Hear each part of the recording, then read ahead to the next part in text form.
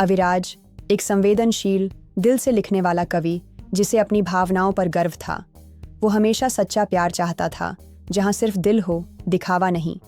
नैना खूबसूरत, चंचल, लेकिन भावनात्मक रूप से छलनी। वो हर किसी से बहुत प्यार करती हूँ कहती और हर बार मजबूरी का नाम लेकर छोड़ देती। कॉलेज का पहला दिन था।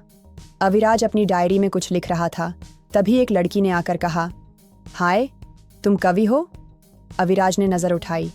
सामने वही थी, नैना। शब्दों से मोहब्बत करता हूँ, इंसानों से थोड़ा डरता हूँ, अविराज ने मुस्कुराते हुए कहा। नैना हंसी और बोली, तो फिर मैं तुम्हारे डर को कम कर सकती हूँ। दिन बीतते गए। नैना और अविराज साथ घूमते, कॉफ़ी पीते, किताबों पर चर्चा करते। नैना अक्सर छोटी छोटी बातों पर रो पड़ती।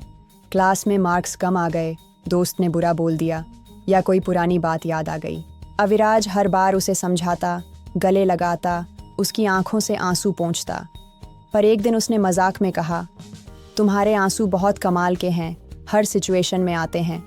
नैना ने रूठते हुए कहा, तो अब तुम भी मुझे झूठा कहोगे? अविराज चुप रह गया, क्योंकि उस दिन उसके दिल में पहली बार शक की दरार पड़ी। एक शाम अविराज कैंपस में नैना को किसी और लड़के के साथ हंसते और हाथ थामे देखता है। दिल टूट जाता है। वो बिना कुछ कहे वहाँ से चला जाता है। अगले दिन नैना रोती हुई उसके सामने आती है। मैं माफ़ी मांगने आई हूँ, वो मेरा कज़िन है, तुम गलत समझ बैठे। वो रो रही थी। सच में? मैं तुम्हें खो नहीं सकती अविराज, प्लीज़ माफ़ कर दो। वो फिर से पिघल गया। हर 2 महीने में एक नया ड्रामा, नया आंसू, नई मजबूरी। कभी कहा, माँ को कैंसर है, फिर बोला, पापा ने रिश्ता तय कर दिया। फिर एक दिन कहा, मैं टूट चुकी हूँ, तुम्हारा प्यार डिज़र्व नहीं करती। और हर बार वही, बहते आंसू। अविराज अब तक उन आंसुओं की सच्चाई पहचान नहीं पाया था, या शायद करना नहीं चाहता था। अब नैना की हर बात में दुख था, पर झूठ की बू आती थी। एक दिन उसने खुद बोला, काश आँखों के बाजार में आंसुओं की किस्में मिल जातीं।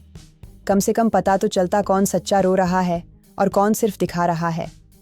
नैना उस वक्त मुस्कुराई, पर वो मुस्कान झूठी थी।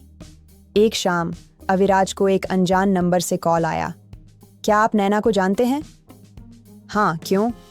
मैं उसका फियांसे हूँ। हम अगले महीने शादी कर रहे हैं। वो आपके बारे में बहुत बातें करती थी। मैंने सोचा आपको बता दूं ताकि कोई कन्फ्यूजन न रहे। अविराज की सांसें रुक गईं। उसकी आंखों के सामने वो सारे आंसू घूम गए। और अब वो जान गया, वो आंसू उसके लिए कभी नहीं थे। अगले दिन नैना फिर आई, आंखें लाल, फिर से भीगी हुईं,